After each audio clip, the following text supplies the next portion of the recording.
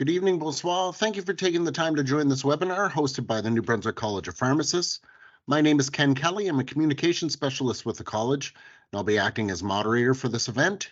This presentation is taking place in English and follows a French presentation that was held at 6 p.m. Both webinars are being recorded and will be made available for reference and later viewing. In a moment, I will welcome our speakers.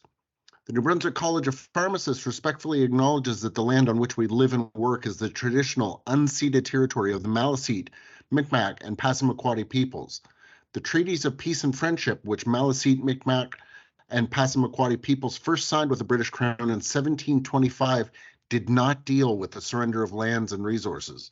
The treaties, in fact, recognized Maliseet, Mi'kmaq, and Passamaquoddy title and established the rules for what was meant to be an ongoing relationship between nations. We recognize these treaties and are grateful to the first people of these nations with whom we share this land. Now I'd like to go over just a few housekeeping items before we go. Please ensure your computer, laptop, or mobile device is on mute at all times. There will be time for questions following the delivery of the presentation. Questions can be submitted in the chat, or you can let us know by using the raise hand function. So we'll get started. I'm pleased to welcome Joyce Walker-Haley, Senior Program Advisor, Operations and Support Team, Public Health New Brunswick, who will be our presenter this evening. Joyce, the college appreciates the time you're taking to share this important information with New Brunswick pharmacy professionals. Welcome to everyone. I'll let Joyce take it from here.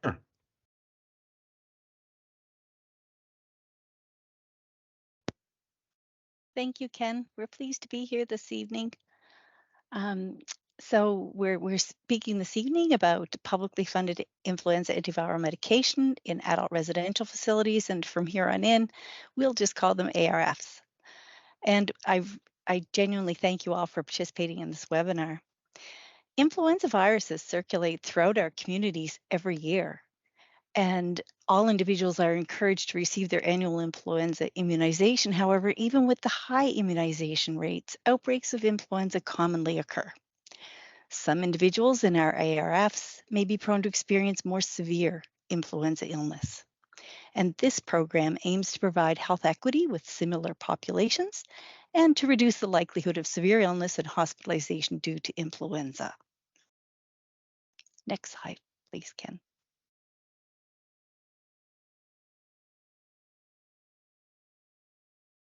So the agenda for this evening is simply just to explore the eligibility criteria, to briefly look at the influenza antiviral eligibility and standing order form, a consent form, a process flowchart, the web page and pins, and any questions that may arise.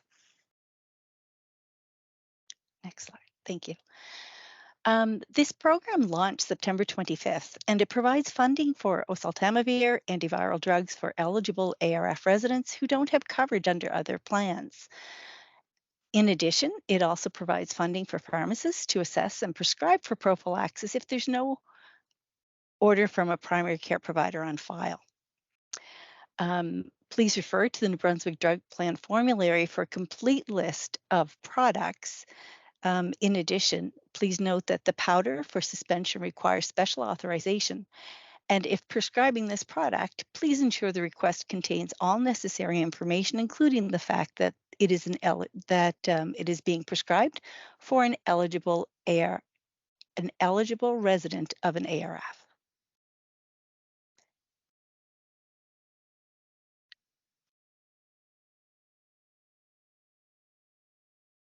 There we are.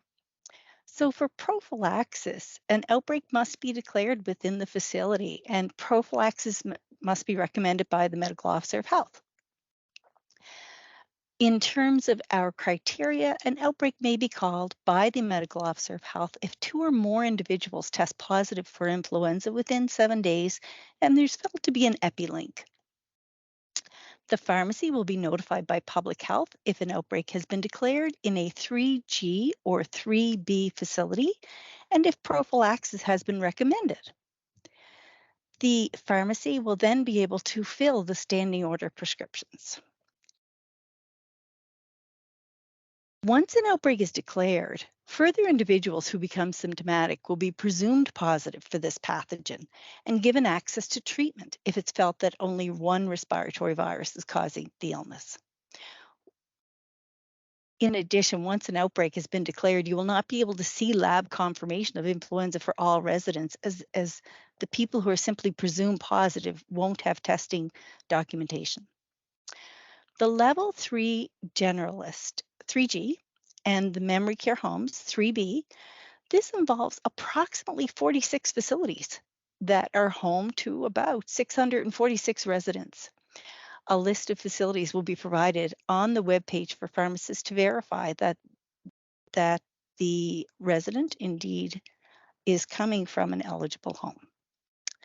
In terms of treatment, influenza testing may be performed by a PCR or gene expert on any individual, or an individual may be presumed positive during the facility outbreak. Treatment of influenza remains under the responsibility of the primary care provider.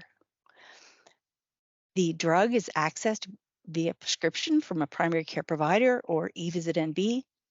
And a memo was sent out recently from the Office of the Chief Medical Officer of Health to primary care providers, and it encouraged primary care providers to consider the guidelines of the Association of Medical Microbiology and Infectious Disease Canada, affectionately known as AMI, and to consider providing an advanced standing order. Thank you.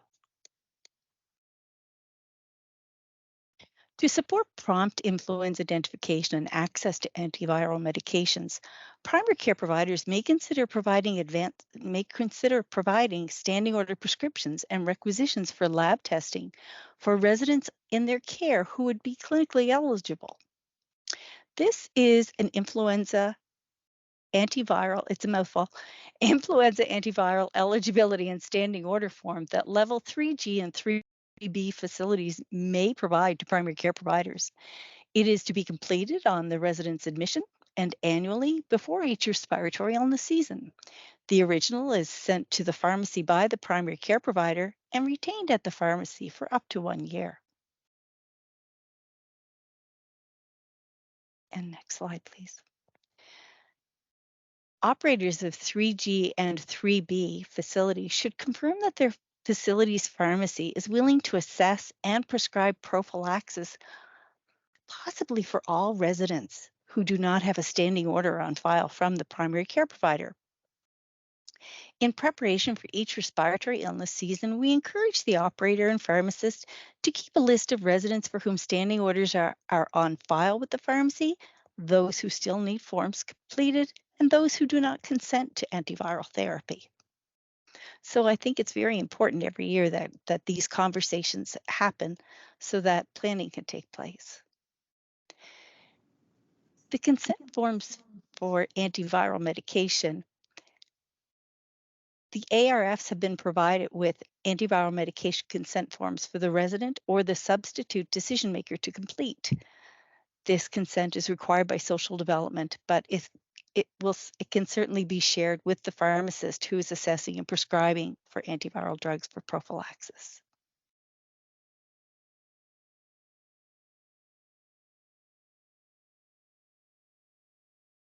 And the web pages. So information on eligibility and claim submission is available online as well. And on these pages, there is a list of eligible ARF facilities for pharmacists to verify. But these pages certainly contain much more detailed information, and we strongly recommend going through them before you encounter an outbreak. Next slide, please. So I know this is a very detailed slide. At the top, if we begin with the bright green banner where we have a symptomatic resident who is negative for COVID-19, all of our homes are encouraged to test with POCT device first. So we're going to try to rule out COVID-19. If available, if available, the POCT can be used. If it's negative, a resident may obtain a PCR for COVID, influenza, or RSV from their primary care provider, eVisit NB, or an after-hours ambulatory care center if needed for treatment or care. A standing order form helps to ease if they do test positive, a standing order form helps to ease the process in terms of getting access to treatment. But a resident can still access treatment by contacting EMP if they are an EMP client, going back through their primary care provider or eVisit. All ARF facilities are encouraged to notify public health if 2 or more individuals test positive within 7 days. The medical health advisor will analyze the situation and advise if an outbreak is underway and if prophylaxis is recommended. If it is recommended, public health will notify the pharmacy, which enables the pharmacist to fill the standing order prescriptions. In conversations with the operator of the facility, the operator may ask the primary care provider, the pharmacist, or eVisit for antiviral prophylaxis assessment to be completed. This would enable those residents who didn't have a standing order on file to be able to possibly access prophylaxis.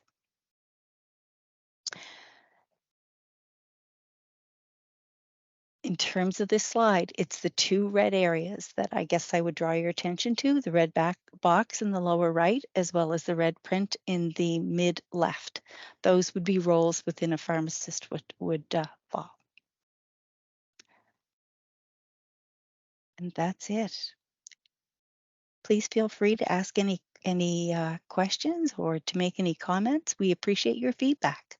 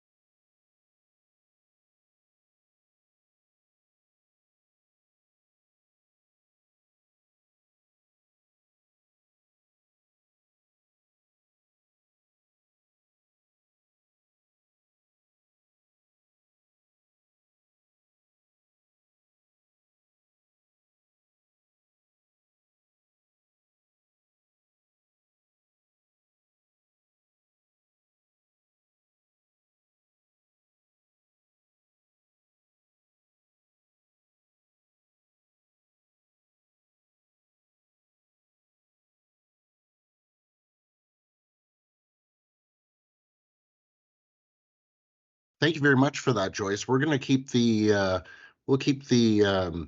meeting up for another minute or two in case anyone has any questions. Please feel free to jump in.